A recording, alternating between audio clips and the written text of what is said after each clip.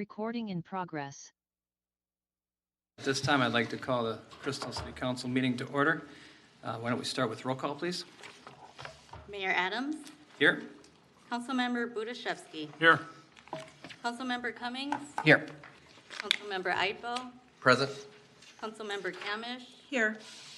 Councilmember Kaiser, Here. Councilmember Onez-Rosen. Here. We have a quorum. All right. Let's rise for the Pledge of Allegiance. Pledge allegiance to the flag of the United States of America and to the republic for which it stands, one nation, under God, indivisible, with liberty and justice for all. All right. Before us, we have an agenda. Looking for a motion to approve that agenda. Go ahead, John. Make a motion to approve the agenda as written. All right. Thank you. Looking for a second. David? I'll second that. All right. All members in favor, please say aye. Aye. Opposed, say nay. Motion carries.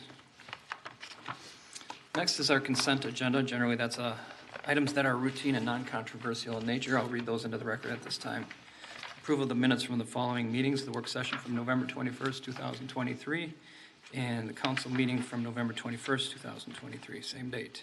Approval of the list of license applications submitted by the city clerk to the city council. That is on file in the city clerk's office. Adoption of a resolution accepting donations, and then a resolution designating 2024 polling places. Yeah, that's here, that's coming. Adoption of a resolution also to authorize the Met Council Environmental Service Private Property Inflow and Infiltration Grant Program. That is our consent agenda. Looking for a motion on that. Anyone? Therese? I'll make a motion approving the consent agenda. Okay, Tracy? I'll second. Thank you. All members in favor, please say aye. Aye. Opposed, say nay. Motion carries.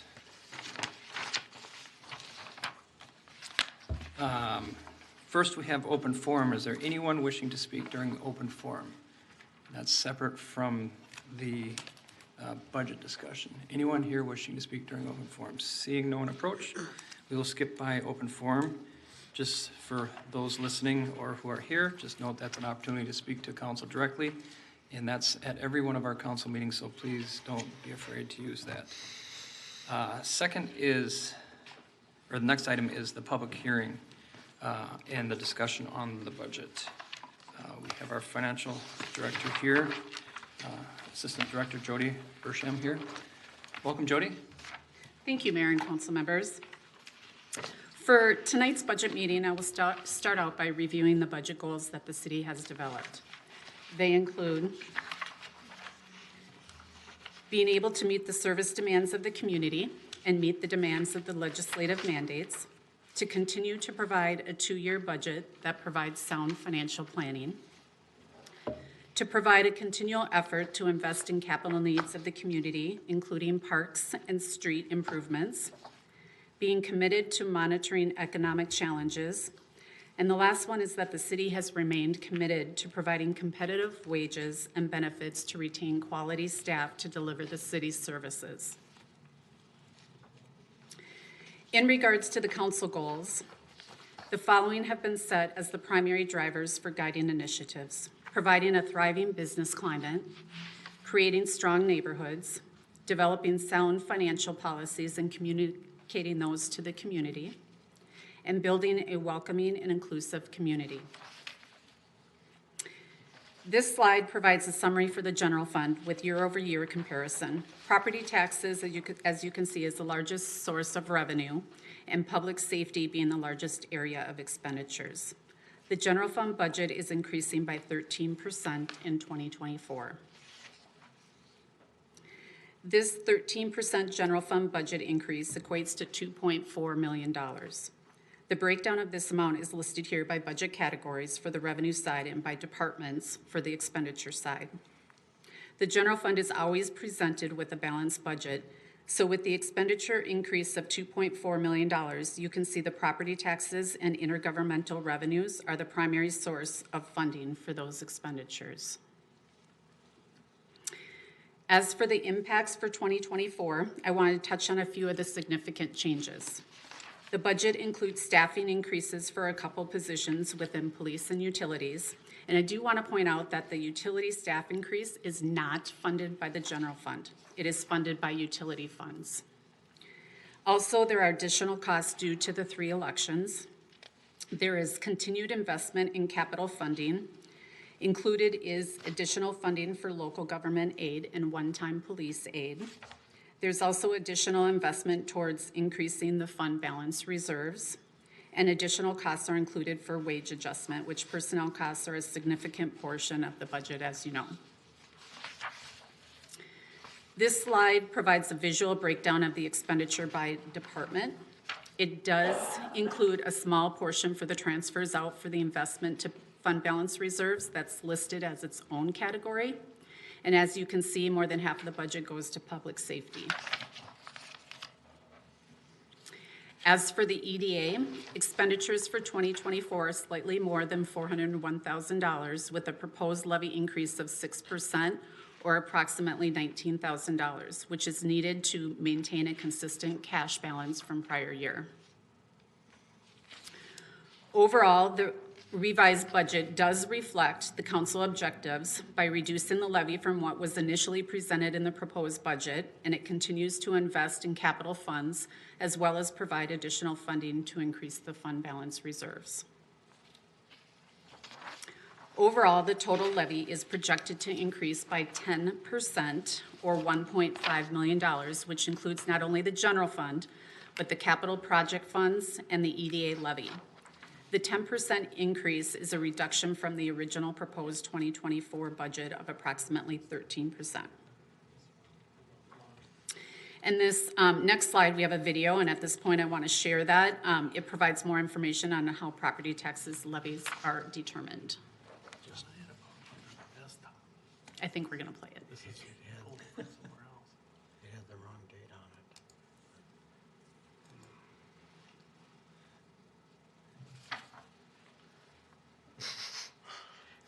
That's not what we want to share. Nope. Can you just copy, if you copy the link and put it into Yep. browser, it'll play. That's a different.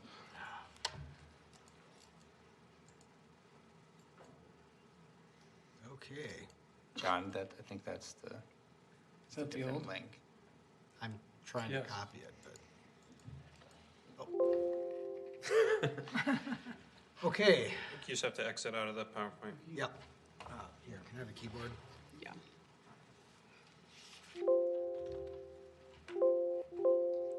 Like, we can find it. Where is it? Can you use the one from the desktop that has the videos embedded?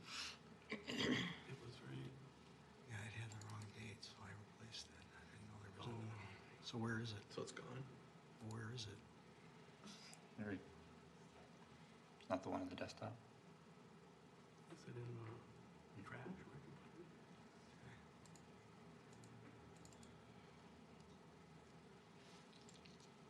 I do have videos in here. Is it not the one on the desktop? This is it here? So this is the To the left first of the one. windows? That's So this is, no, it's safety. That looks like it might be it. that one and the Hennepin County ones. Which one do you want first? That one. Okay. Yeah. As long as governments have existed going back thousands of years, so have taxes. By definition, a tax is a charge or levy, money in this day and age, collected by the government from people or businesses for public use. Examples include the income tax, sales tax, and property tax. The money's used to pay for police protection, roads and bridges, human services, and more. In Minnesota, the property tax is collected on property owned by a person or business. Decisions made by government have a big impact on your property taxes, whether it be a decision made at the local, state, or federal level. The term local government refers to your city, county, school district, and any other entities that have been given taxing authority by law. If you take a look at your property tax notification or statement, you'll see that it lists a whole host of taxing authorities. The county sends these notices on behalf of those taxing authorities, including your city, school district, the state, and several others depending on where you live and the type of property you own. Every year, each of those taxing authorities sets a budget for the upcoming year, and they determine how much property tax levy will be necessary to support that budget. A change in any of those city, county, or school district budgets and levies could impact your property taxes. To make it really simple, think of the property tax levy as a pie. Once the levy amount or size of the pie is established, it's time to determine how to divide it. The number of slices represents the number of properties contributing to the pie. The size of each slice is determined by value. Bigger slices represent higher valued properties, and vice versa. How can the size of your slice become smaller? First, your government can lower the levy amount collected from property owners, meaning the overall size of the pie gets smaller. Second, more properties could be built in the community, which helps ease the share for everyone. No doubt you've heard the phrase, many hands make light work. And third, the amount of money local governments receive from state and federal sources could increase, leaving the local government less dependent on the tax levy. But what about your property value? Where does that fit in? Your property taxes can be affected by your property's value. The market value of your property is the likely selling price in the current market. That value is evaluated or assessed at least every 5 years by an assessor hired by your county or city. The assessor will determine if the property is valued similarly to comparable properties in the area. Your property taxes are also affected by the value of other properties, whether it's a home or business, existing or new. A significant increase or decrease in another property's value can affect your property's value.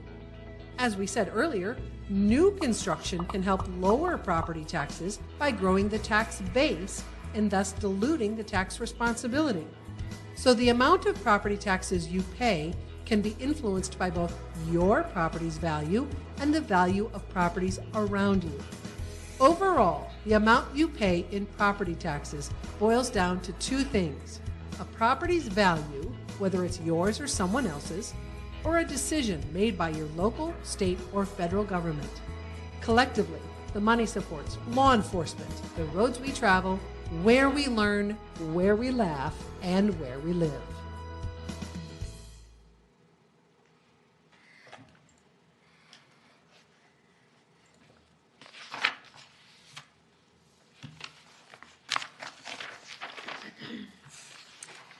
So looking at this table, I provided it to give you context of the levy increases for the neighboring communities.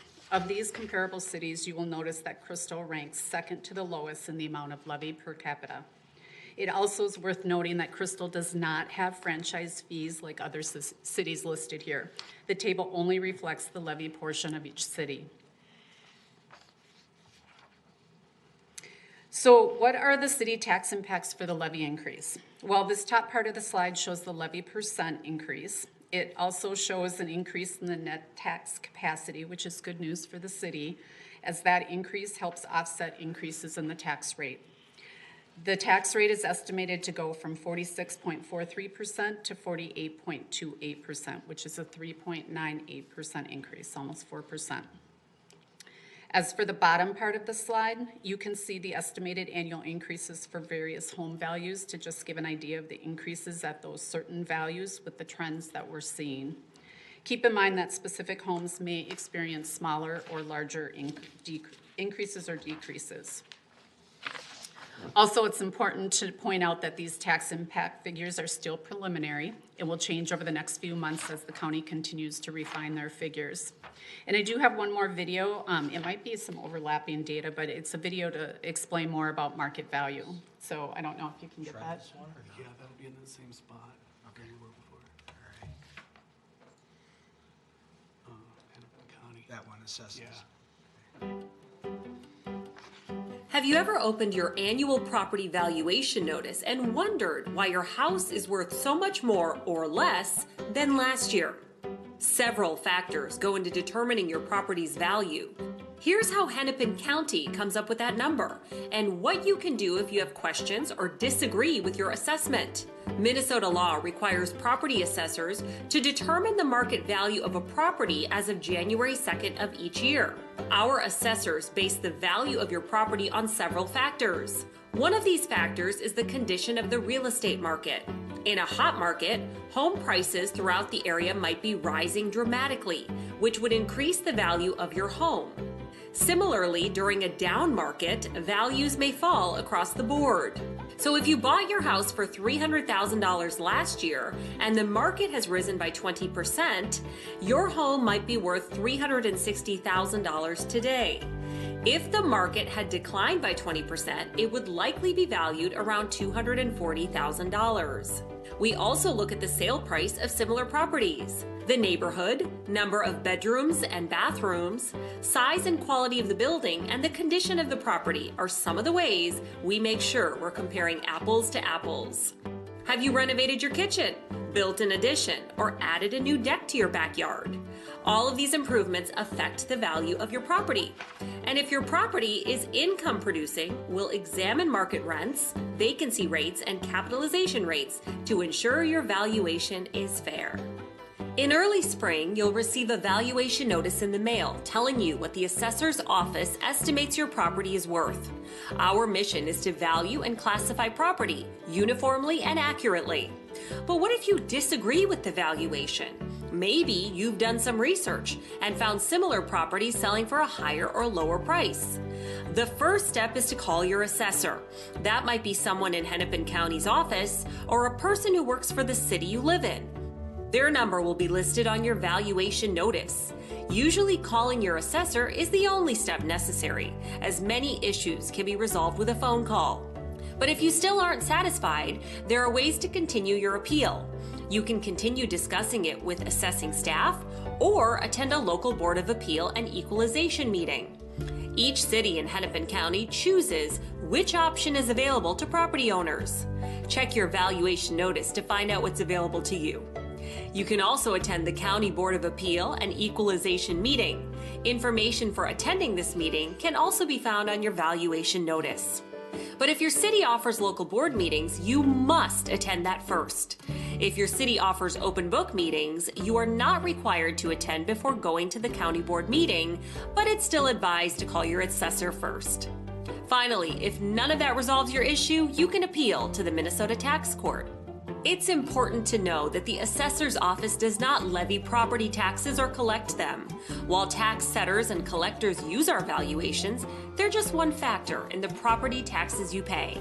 Our goal at the Hennepin County Assessor's Office is to determine the value of properties fairly, accurately, and equitably. We take great pride in doing that every year.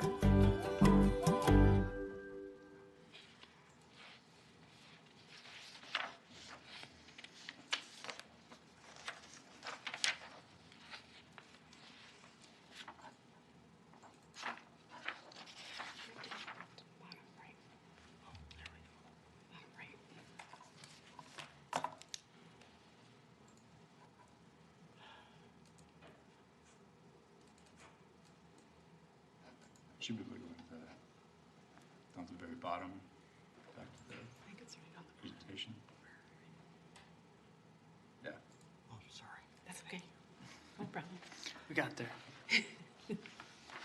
Okay, now to talk about market value impacts. This slide shows the value changes that Crystal is experiencing with an overall increase in taxable market value of approximately 6%. You can see that there's a shift to commercial and industrial experiencing higher value changes this year. Of the total estimated market value for the city, residential makes up 82%, while commercial and industrial at 9% combined, and apartments coming in at 9% as well. A lot of focus is on the general fund, as the majority of the levy supports that fund for services such as police and fire, street and park maintenance, elections, finance, administration, community development, and recreation.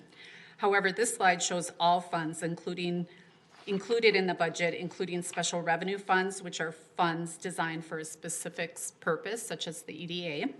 It also includes debt service funds, capital funds, enterprise funds, which are your utility funds, and internal service funds such as fleet, building, and information technology that services the entire government entity. The total expenditure budget for all these funds is just over $45 million. You will see that the expenditures do exceed revenues by $5.2 million, and this is primarily due to the expenditures within the internal service funds for capital projects. There are internal loans that have been set up to utilize reserves of other funds and have a designated payback schedule, and you can see that note at the bottom of that slide pointing that out. Also, the schedules are included in the packet. Next slide. We do understand any type of increase can pose hardship, and we want to ensure the community knows that there are state programs that can offer some property tax relief, and we urge people to reach out to the Minnesota Department of Revenue for more information. And that brings me to the end of the presentation, and just a reminder that council will need to provide approval tonight of the budgets and levies, which will then be certified to the county and the state later this month. And with that, I'll turn it back over to the mayor and council for any questions or comments. All right. Thank you, Jody. You're welcome. Questions from the council, comments from the council? Yeah, Go just ahead, a Taji. point of clarification, can you just remind me how our intergovernmental revenues are basically doubling? Like, what does that entail? That is the one-time police state aid that we Oh. received? Got it. Thank you. Yes. The LGA was. LG was in there too. In LG, yeah, That was a huge part of it. Yeah. but there's also the, yeah, no, transfer. Yep.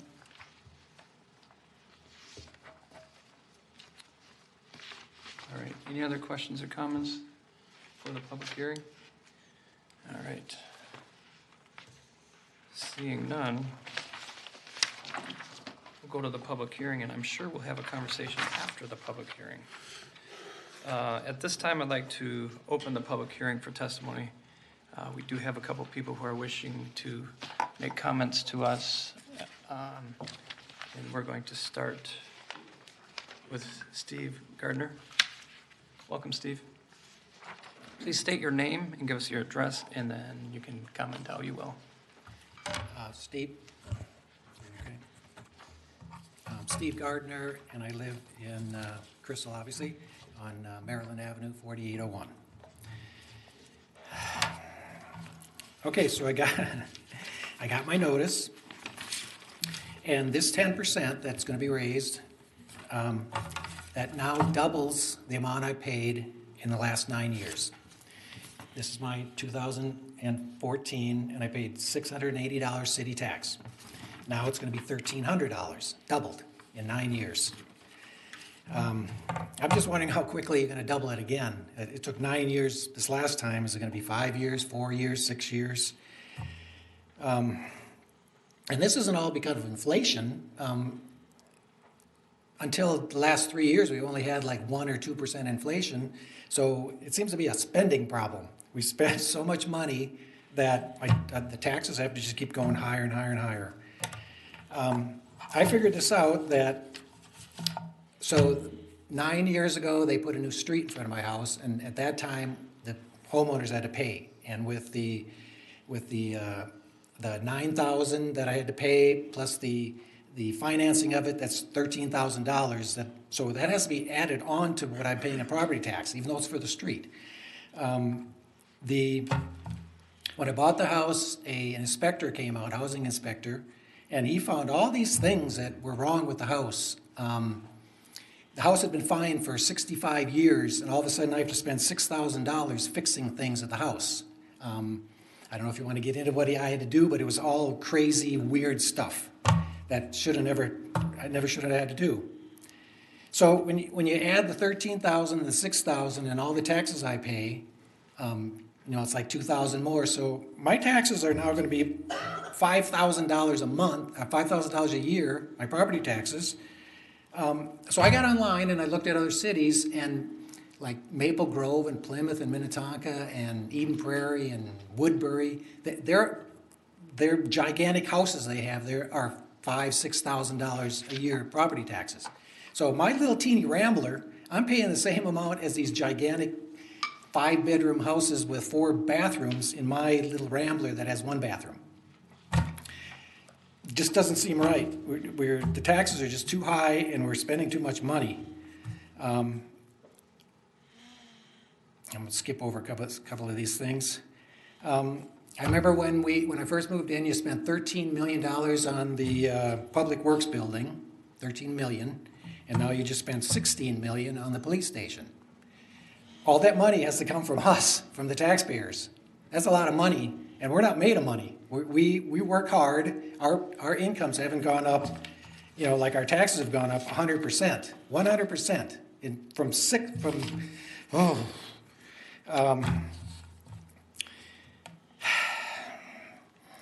So we really need to try to cut back on spending. How long can we go with just keep raising and raising and raising property taxes for people that are middle income to lower income? We just don't have that much money. I took a look at my utility bill over the last 9 years. A lot of things went up 74%, 60%, 115%, 110%, over the 71%, 40%. Again, where's all this money coming from? We don't have this kind of money to keep spending and adding and spending and adding and taxing. I just got this from my garbage company. Another $100 to recycle my banana peels. I live by myself. Every 2 weeks, I'm going to be throwing in this giant bin, 7 banana peels and maybe some orange peels or something. And it's going to cost me $100 a year, another $100, another $100, another $100 to recycle those banana peels. Again, ridiculous. I know you had that recycling over by the community center. I don't know why we can't just use that and we don't have to pay another $100 for a garbage bill.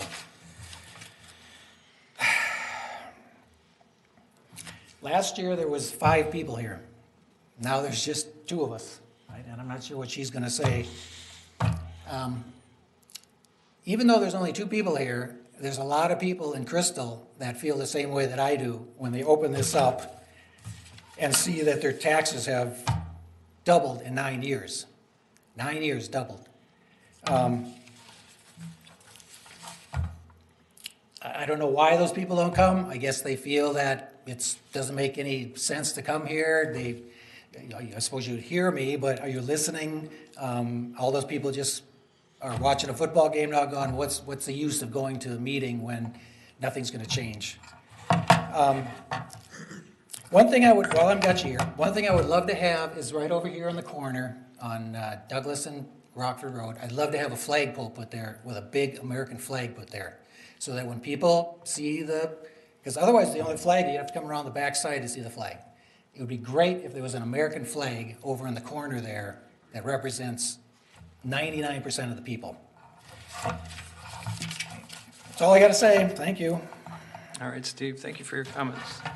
I think as the council has their discussion, you'll probably hear some things that connect with some of your comments. Some will connect, some will contradict, but that's, you know that coming in here. All right, Sally, is it Hubner? Yes. All right. Hi, everybody. Sally Hubner. I live at 5400 Georgia Avenue.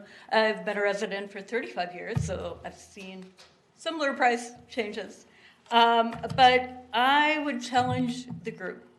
Can we lower it down even 1 or 2%? In my brief review of the budget, I see things like a new position for crime analyst. That can be done by AI. You would love AI. You'd go in and you can quickly get current state-of-the-art data with a good query, and you could give somebody in the police department, a law student, undergrad, grad level, you could give somebody this opportunity to look at the data and crunch it and work with you. The other one I saw is branding and beautification. Love the idea, but can we bring the cost down? I mean, it seems very high. I mean, are there a work release program in the prison in Plymouth? Can they come out to the city and do cleanup? Are there programs through churches, senior programs, school programs that we could partner with and help bring that cost down? And so just my overall, like the park is wonderful, but like Becker, beautiful park, very crowded. The park I go by on my walks, Iron Horse, maybe I'll see one person a week. And I'm going by there like almost daily for a walk. So do we need to spend money on all the parks, or can we focus on the ones that are being used? So I digress. I won't go through everything that jumped out at me, but I wonder who's up for the challenge? You know, can we bring it down at least 1 or 2%? We have, like, I looked at the poverty rate, and we have, almost 14% poverty rate for Black people in Crystal. And I'm thinking, what would be the burden on their rent, on their, just basic living? So if we can be like respectful of the people in poverty or people trying to rise above, younger people trying to buy a home, I would really appreciate if we could all like look at this challenge, and even 1 or 2% if we can drop it down. Thank you. All right, thank you, Sally. All right, is there anyone else wishing to speak during this public hearing? Seeing no one approach, I will close the public hearing. And our turn for conversation or comments or whatever you'd like to say. All right. Yeah, go ahead. Yeah, Toby. I'm just want to thank our residents that came out to share their perspective. Me personally, this is why I voted, or I did not vote in favor of our long-term plan. I am in support of our levy increase for 2024. I think because of the general fund, or the general fund balance and some of the things we need to address as a city, the increase makes sense. It is a lot. I acknowledge that personally. But what I'm more interested in is our long-term plan. And in our long-term plan, we have double-digit increases, and this council agreed to double-digit increases through 2030. I did not agree to that, and I understand that's not binding or anything like that. I think it's 28. Through 28. Yeah. 29? Okay, so for the next several years. And so I am more interested in, as a resident asked, like, when will my property taxes double once more? And I think that's a valid question. It's not as if, and so my take, and again, just grateful for our residents that share their perspective. I hear your perspective. Again, where I am today, I support our increase for 24, but I'm more interested in how do we look at decreasing expenses, decreasing our spending, and I have proposed we look at our park buildings that are in our park master plan, millions of dollars over the next 10 years. I think there are some things that we need to look at to, over the next 5 to 10 years, decrease these tax levies. All right. It's interesting.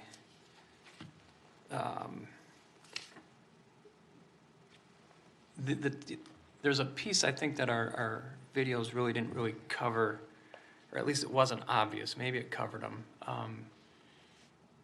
We can look at tax increases. We can look at different shifts in our valuation for our properties and see how that interplays. I think one of the finer points that I think is oftentimes missed is your property value can remain the same, and the city can not increase taxes at all, and you can still see an increase in your taxes.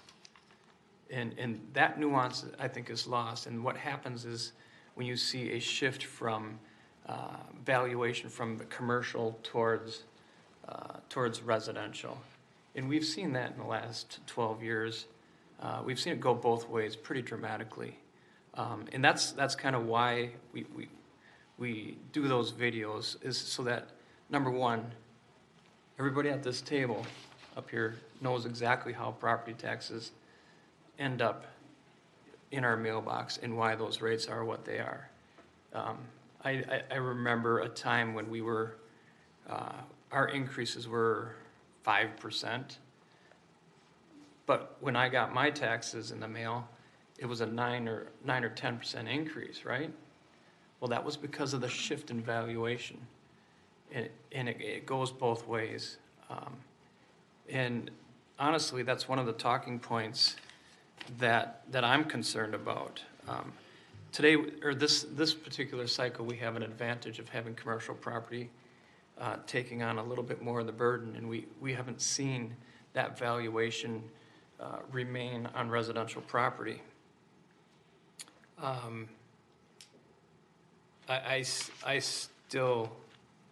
I can't figure out how we're not going to see a dramatic shift coming back to residential in 25 and 26. Everything that I watch, everything that I listen to, it's different for a commercial property. A commercial property, if they can't make their payments, they just give it back to the bank, and the bank has to take it. It's not the way that's not the way our mortgages work for residential property. We got 30-year fixed. They have 5 years in general fixed rate. We have 30 in residential. We haven't seen the pressure that's going to come on these commercial office buildings and what have you. I mean, if they bought at the top of the market, both in value and with the low interest rates, and they get to their 5-year renewal, I believe they're just going to hand it back to the bank. And the bank's going to take a loss, and the bank is going to have their balance sheets get beat up like none other. And we're going to see some things. I mean, we had a scare for some of these things that happened earlier this year with some of the banks failing.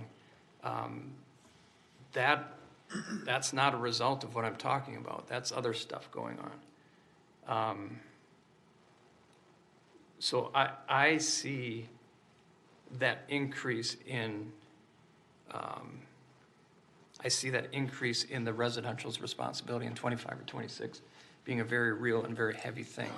You know, we've talked about pressure on future budgets and what we do today and what we've done in the past with these new positions, and how that puts in pressure.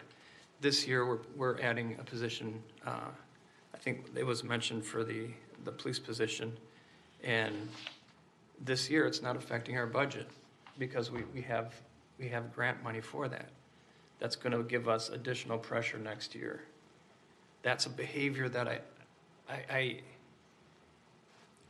I just really need to emphasize that we need to be careful how we put pressure on future budgets. So when these valuation pressures come in, we're going to have some major, there's not going to be 2 people in here. There's going to be 10 and 12 on this next cycle when it shifts back because of that valuation shift. And kind of like what you said, Taji, we got things that we have to take care of that we found in this budget process.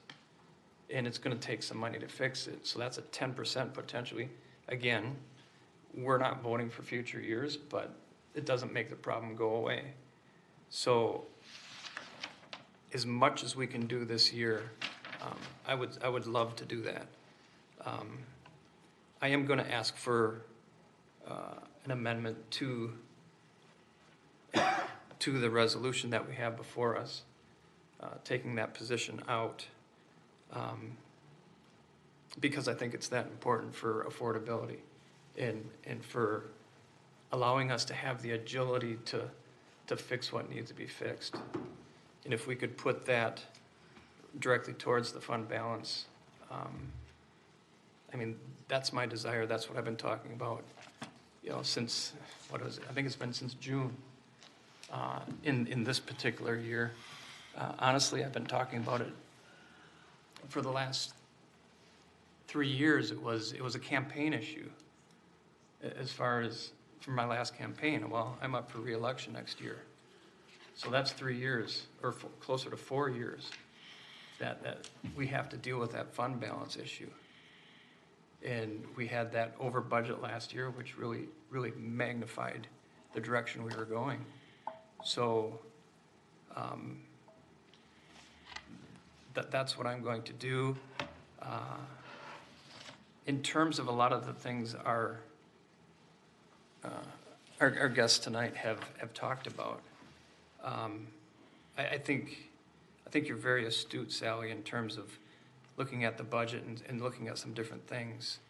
We've had those conversations. We're going to continue to have those conversations. Is it going to happen in this budget cycle? No. I think, Taji, our long-term plan is going to be, excuse me, is going to need to be adjusted even more. What do those buildings look like? I agree 100%. I think it's imperative that we do that. And ask some of these questions why. I didn't really mean to do a monologue, but other comments, please.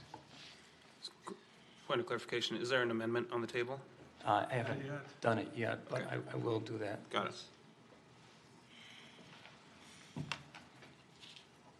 Well, I would just, if we're just giving comments, I'd like to say, this is my first budget process on this council. It's been very educational for me, and I really appreciate all the hard work staff has done. I think that through the process, everyone here has been really earnest in what they've wanted out of it, and everyone's been really active, which I've really enjoyed. I think we had at least one kind of curveball with that general fund, and I'm really happy to see that we've kind of attacked that head on, and it looks like we're going to get out of that, which is really great to see.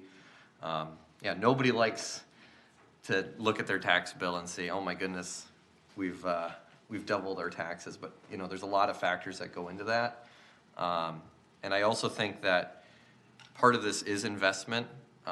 When you look at $40,000, just $40,000 for beautification, I think that can have a pretty big multiplying effect. But needless to say, there certainly are things we can look at as well that maybe aren't as good as an investment, and looking at those with a hard lens in the future. But yeah, I just really want to thank staff for putting together a great budget. I think that when I chose to come back and make a really earnest decision to move back to Crystal, this community that I grew up in, it was because I saw the potential here, and I think that it's going to be a great place to live for a long time. And part of that is updating things like public works buildings, and there's a cost to making sure that you have a very livable community, and I want to make sure that the next generation wants to come back here after they're done graduating from Cooper and Armstrong, and this is a place that they want to live, and so I think that's something that we need to look out for as well. So thank you. Yeah. I wish it were the building. It was all about the beautification of the building. Boy, those buildings were a big functional improvement in both cases. It was great. There was a lot behind it that really needed to be done for just basic function. Yeah, I like your comments on what staff has done this year. You've heard me say it before. This council and staff this year we've had such good conversations. In the last 11 years, is it 11 years? Where am I at? 11 years, this council has asked some of the most intuitive questions and have really dug in and really understand what's going on in Crystal, and staff has been an integral part of that. I mean, the transparency compared to prior years is like I've never seen before. It feels like everybody's eyes wide open. Everybody knows what the issues are. Everybody knows exactly what we're trying to accomplish. And I'm very proud of staff for what they have done here. I'm proud of you guys for what you've done here. After our last conversation, I guess it was the end of November. I don't remember who said it, but someone said it. Wish we could have been here 6 months ago, having that full understanding. Well, we're here now, and that's all that really matters. I mean, we have a lot of new people, younger people here who went from 0 to 100 in just a few months. So thank you for your continued effort to get there. That's amazing. And honestly, I think you guys have done outstanding. Any other comments? All right, I'd like to make a motion to amend the proposed budget by removing the police analyst position. Looking for a second. I will second that. Thanks. All members in favor, please say aye. Wait, can we talk real quick? Oh, sure. Yeah. More comments? Yeah. Well, I just wanted to ask, do we have the dollar amount for that? Just so we're fully. One point of clarification, so it's removing it from the budget. Yep. Okay, because Mr. Mayor, you had also mentioned taking those funds and putting towards the fund balance. That, because it's not funded through the levy, we're not Couldn't able do to that, okay. So it wouldn't have an impact on the levy, but to the mayor's point, the future budget pressures in 26, not 24, 25, but 26 is when it will be funded by the levy. All right. Go ahead. Well, I would just David. say, just to be clear for my head, so like, we're taking away that analyst position, but the next year we would be on the hook for that, so it's thinking about, we're lowering the potential levy for next year, because it wouldn't be on the Or books. 26. 26. 2 years. For 26. 26, So okay. 2 years out. Thank you. Okay.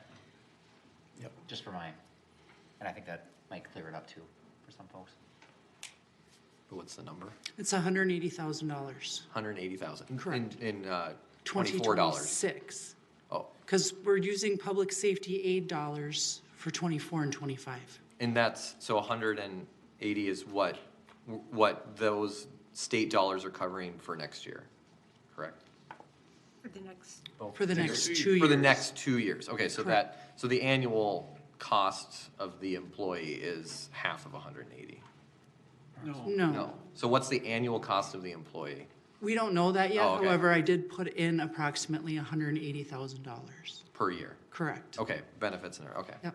Thank you, that was the number I was looking for. Yep. All right. Any other questions? All right. All members in favor, please say aye. aye. Opposed, say nay. Nay. Roll call vote, please. Councilmember Idle. Nay. Councilmember Camish. Nay. Councilmember Kaiser. Aye. Councilmember Oneza Rosen. Nay. Mayor Adams. Aye. Councilmember Budashevsky. Nay. Councilmember Cummings. Aye. Motion fails. Motion fails. Yep, all right. Looking for another motion. Go ahead, John. Make a motion approving the resolution, approving the 2024 budget, 2024 property tax levy, and the 2024 Economic Development Authority property tax levy. Looking for a second on that? Taji? I'd like to second that. All right. Any further discussion? Seeing none. All members in favor, please say aye. Aye. Opposed, say nay. All right.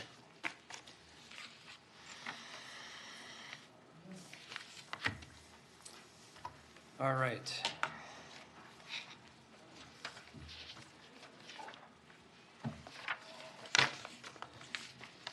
Is that it? Regular Next, agenda.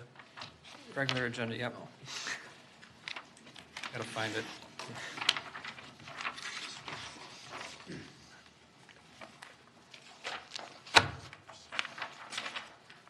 Come on, seriously. There's only one page. It's only one page. Where's the one page? Item number 6. All right, let's go white.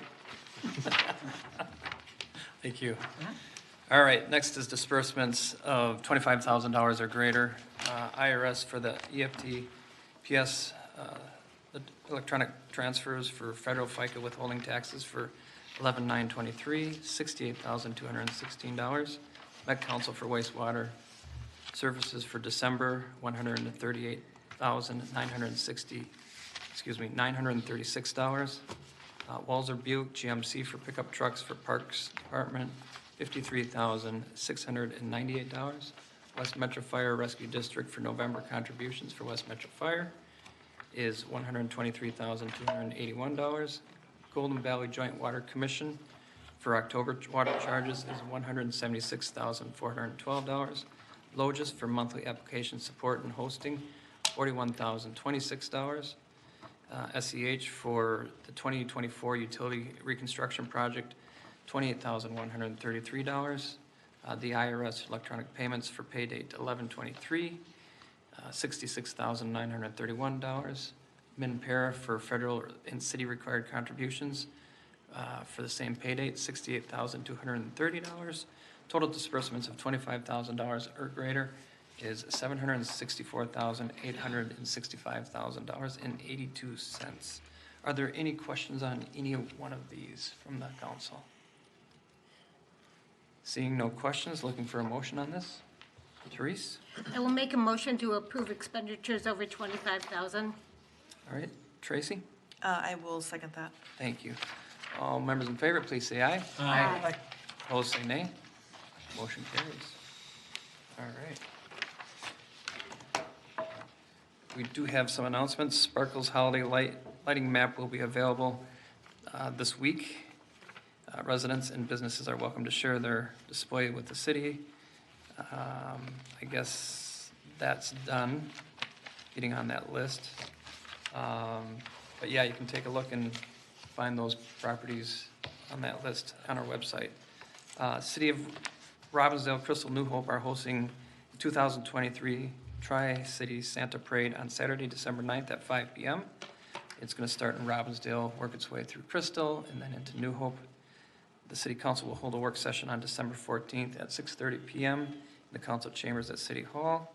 That's a Thursday. And then next City Council meeting is Tuesday, December 19th, council chambers at City Hall, and that's available to attend via Zoom as well. Reminder that all work sessions and council meetings are available for listening and viewing on our website at crystalmn.gov. Do we have any other announcements? Mr. Mayor, just one change since this was created. The December 14th work session will actually be in the upper community room. Oh, yeah, sure. Thank you. All right, any others? Looking for a motion. Therese? I'll make a motion to adjourn. Wow, John. What happened? John? I gotta start the streak over. You second that? I second that motion. All right. All members in favor, please say aye. Aye. Opposed, say nay. Motion carries. What do you say? I second that motion with something like. Impunity? Huh? Impunity? With impunity. There we go, yes.